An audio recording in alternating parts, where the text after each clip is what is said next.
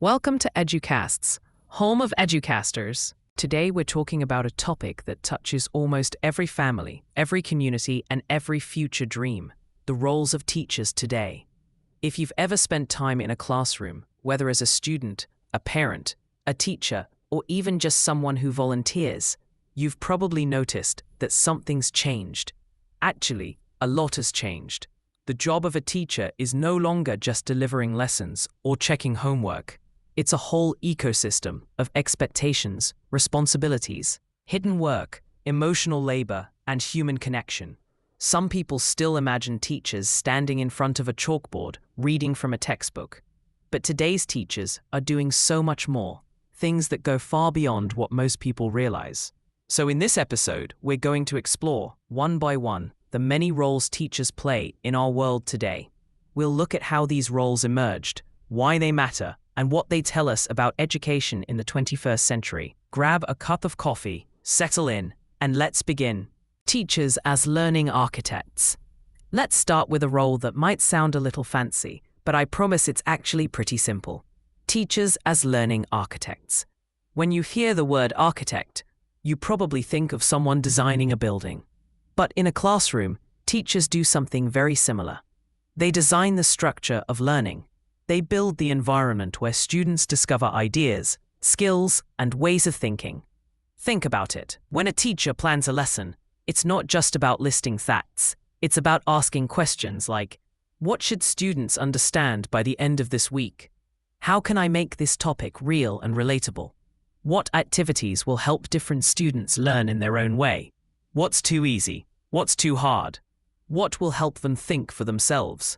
Teachers craft experiences.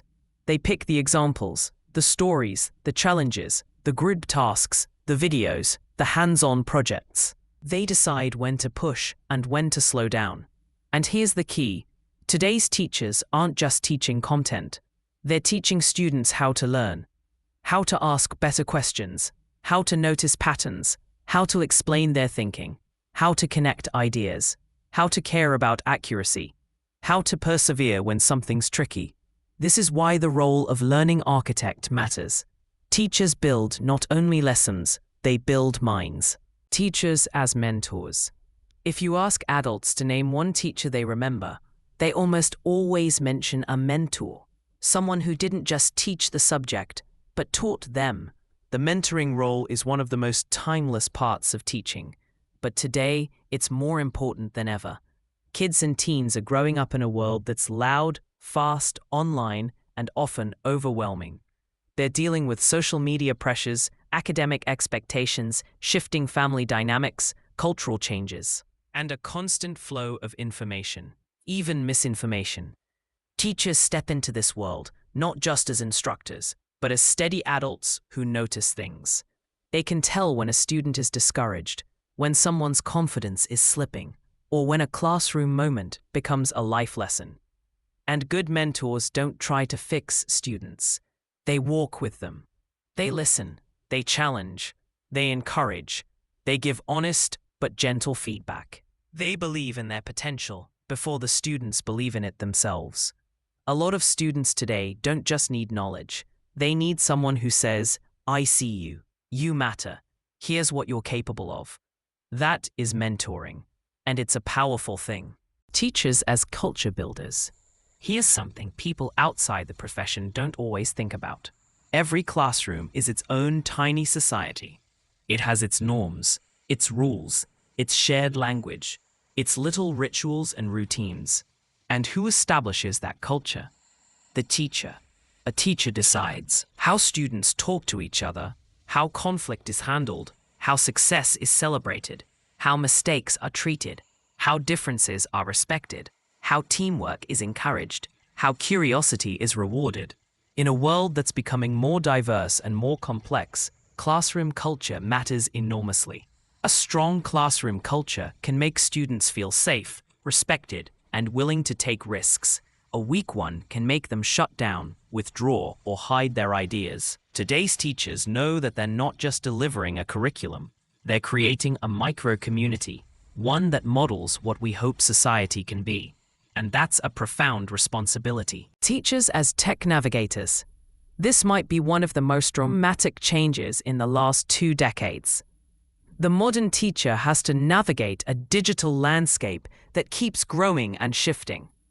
They juggle learning platforms, apps, online assessments, digital gradebooks, virtual classrooms, and sometimes even artificial intelligence tools. But technology isn't just something teachers use. It's something they must interpret and guide students through. Students today need help understanding responsible online behavior, digital privacy and safety, how to check if information is reliable, how algorithms influence what they see, how to balance online and offline life, how to use tech as a tool, not a distraction.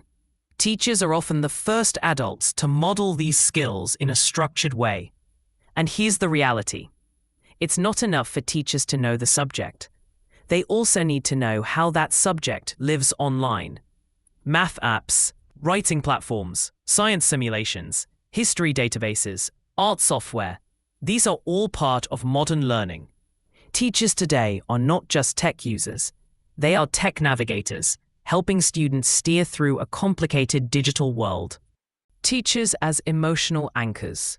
Let's talk about something real, maybe the most real part of teaching, the emotional labor. Students bring their entire lives into the classroom. Their moods, their stresses, their hopes, their fears, their family situations, their personal struggles. And teachers can't ignore any of that, even though they're not counselors, therapists, or social workers. Teachers become emotional anchors, whether they planned on it or not. They're the calm voice when frustration rises, the reassuring presence when mistakes happen, the adult who stays steady when conflict breaks out, the one who helps students breathe, reset, and try again. Researchers sometimes call this social-emotional learning, but teachers have been doing it long before it had a name. And it's not easy. It requires patience, empathy, and a lot of self-control. Teachers today are expected to manage the emotional climate of their classrooms while still teaching content, meeting deadlines, responding to emails, preparing assessments, and meeting standards. It's a lot, but they do it with grace because students need it. Teachers as collaborators and teammates. The stereotype of a teacher working alone in a classroom isn't entirely accurate anymore. Today's teachers collaborate constantly with other teachers, with specialists, with parents, and often with community partners. They meet in teams too, share strategies, review student progress, analyze what's working, discuss interventions, adjust pacing, coordinate projects, plan school events. Collaboration is now built into most schools. And that's a good thing. When teachers collaborate, students benefit. But collaboration takes time, energy, and communication skills.